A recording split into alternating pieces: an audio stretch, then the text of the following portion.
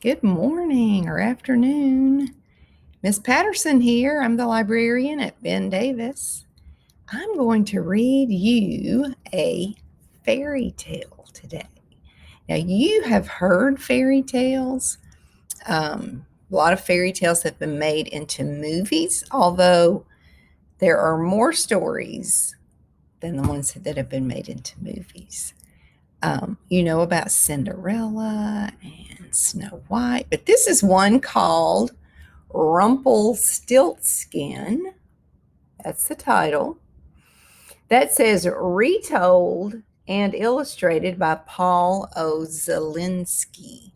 Retold because he didn't invent this fairy tale in his imagination. It's a story that's been told for hundreds of years, but he has retold it and illustrated it. So he is the author and the illustrator. Now, you may think, what is a fairy tale? A fairy tale is a children's story about magical and imaginary beings and lands. Magical and imaginary. So it's made up. Even the place where it takes place, the setting is made up. All right, you can tell this is an old book, but it's a beautiful book. This is one of my favorites. Paul Zielinski is the author and the illustrator, and these pictures look like they could be in a museum somewhere. They're so beautiful. So there's that imaginary land. Let's get started. Rumpelstiltskin. Rumpelstiltskin. Okay, under this title here, it says From the German of the Brothers Grimm. The Brothers Grimm wrote a lot of fairy tales. They were the first to write them down. They probably had been told orally before that. Once there was a poor miller who had a beautiful daughter.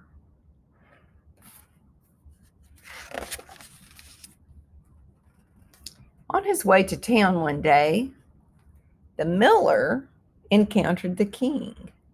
Wanting to impress the king, the miller said, "I have a daughter who knows the art of spinning straw into gold." Now, the king had a passion for gold, and such an art intrigued him, so he ordered the miller to send his daughter to the castle straight away.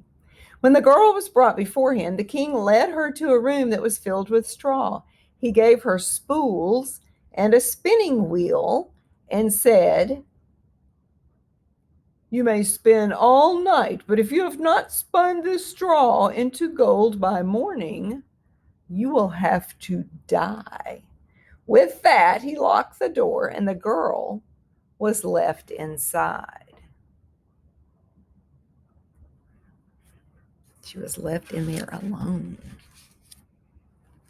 There sat the poor miller's daughter, without the slightest idea how anyone could spin straw into gold. For the life of her, she did not know what to do. She grew more and more frightened, and then she began to weep. Weep means cry. Suddenly, the door sprang open, and a tiny man stepped in.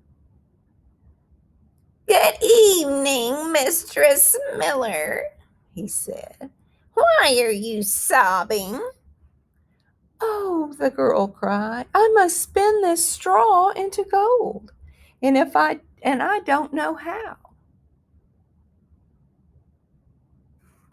Now, I use different voices when I'm reading so that you can know who is saying those lines. "What will you give me if I spin for you?" the little man said. My necklace," the girl answered. The little man took her necklace and sat down at the spinning wheel. He pulled 3 times, whir, whir, whir, and the spool was wound full of gold thread. He fitted another spool on and whir, whir, whir, 3 pulls, and that one too was full. And so it went until morning, when all of the straw was spun and all the spools were full of gold.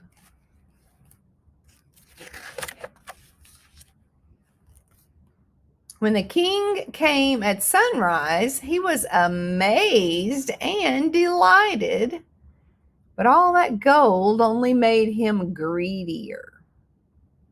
So he led the miller's daughter to a larger room filled with straw. He ordered her to spin that straw too before dawn if she valued her life. That means she would die. He's telling her that again if she didn't get this done. The girl did not know what to do. She began to weep. Once more the door opened and the little man stepped in. "What will you give me if I spin this straw into gold for you?" he asked. The ring on my finger," answered the girl. The little man took her ring. Then he set the spinning wheel whirring, and before the night was over, he had spun all the straw into gleaming gold. Shortly after sunrise, the king returned. Piles of golden spools glowed in the morning light. The king rejoiced at the sight of so much gold, but still he was not satisfied. He led the miller's daughter to a third, even bigger room that was piled high with straw. "Tonight you must spin this straw too," ordered the king, "and if you succeed, you shall become my wife." Because he thought I could not find a richer wife in all the world. There's that room piled full. When the king had left, the little man appeared for the third time. "What will you give me if I spin for you once again?" he asked. "I have nothing else," the girl replied. "Then promise when you become queen, your first child belongs to me." The miller's daughter gasped. "Oh, how could she promise such a thing?" Then she thought, but who knows whether that will ever happen? So she could think of no other way to save herself. So she promised, and the little man once again spun all the straw into gold.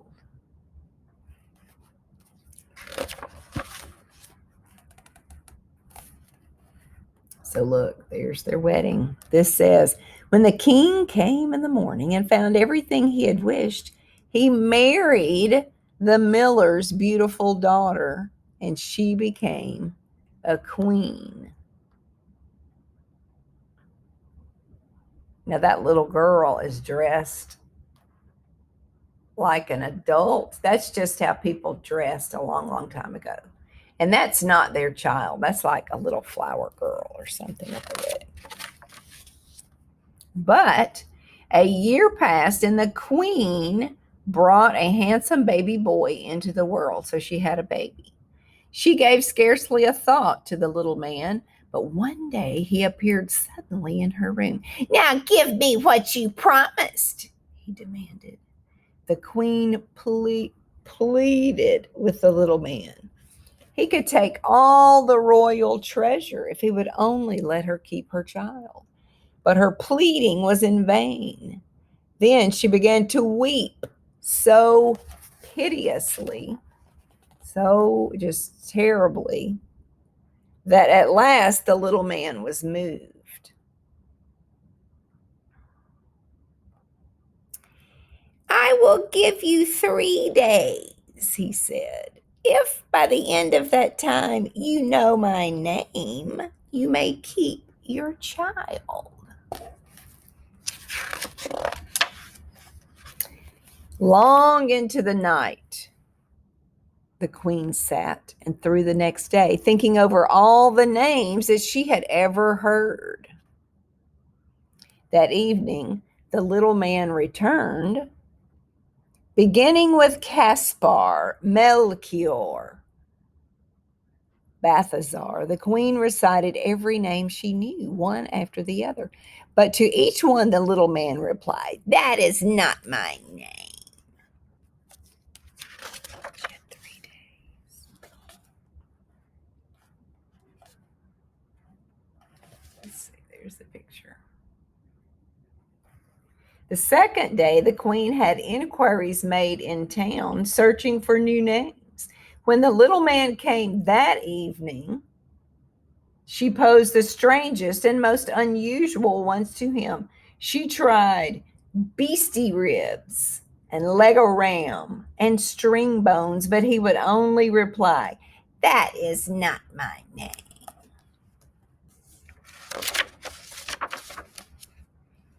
Now the queen grew truly frightened, and she sent her most faithful servant into the woods to look for the little man.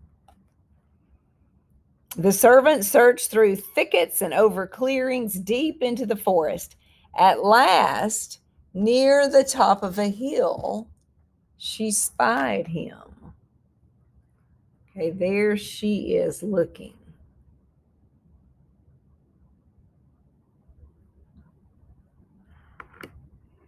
Must be him up there. Oh, look. And he says, he was riding on a cooking spoon, a wooden spoon, around a great fire, and he was crying out, "I brew my drink, I bake my loaves, and soon the queen's own son I'll claim. Oh, lucky me, for no one knows that Rumpelstiltskin is my name." Rumpelstiltskin was his name. The servant made her way back as fast as she could manage, and at midday reached the castle. You can imagine how glad the queen was when she heard that name.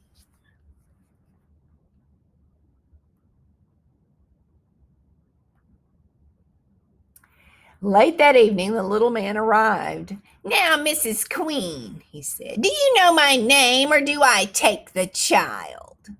So the queen asked him, "Is your name Will?" "No." "Is your name Phil?" "No." In that case, is your name Rumpelstiltskin?" "The devil told you that! The devil told you that!" shrieked Rumpelstiltskin, and in a fury, he jumped on his cooking spoon and flew out the window.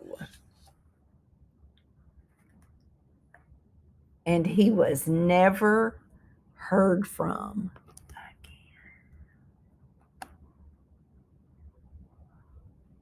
There he is on his spoon. Wow, that was a good one, wasn't it? Okay, characters. Let's just review real quick. Who are the characters in the story? The miller's daughter, her father, the king, Rumpelstiltskin, who came and helped her. He seemed nice at first, but he wanted something. The baby, that helper to the queen. What's the setting? That's where the action takes place. The castle, King's Castle, where she had to spin all that gold, or Rumpelstiltskin did. The outside, where they went and searched for Rumpelstiltskin. Okay, let's talk about the action, the events in the story. Every fiction, which even though this is like a story handed down, it is a fictional story, so it has a beginning, a middle, and an end. What happened at the beginning of the story? The miller's daughter had to go to the castle because her dad said she could spin straw into gold. That was at the very beginning. And then the Rumpelstiltskin came and rescued her those 3 different nights. It happened at the middle of the story. Well, he kept asking her for things, and at the 3rd night, she promised to give up her child if she ever had a child, if she was queen and had a child. And then she got married, had the baby.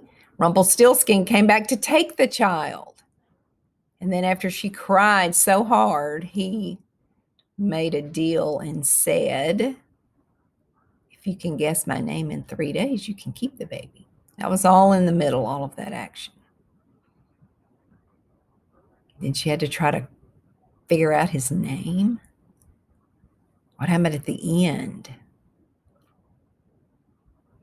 She sent her helper out to find him, to try to find his name. The helper found him in the woods and overheard his name. So then when Rumpelstiltskin came back to get the baby,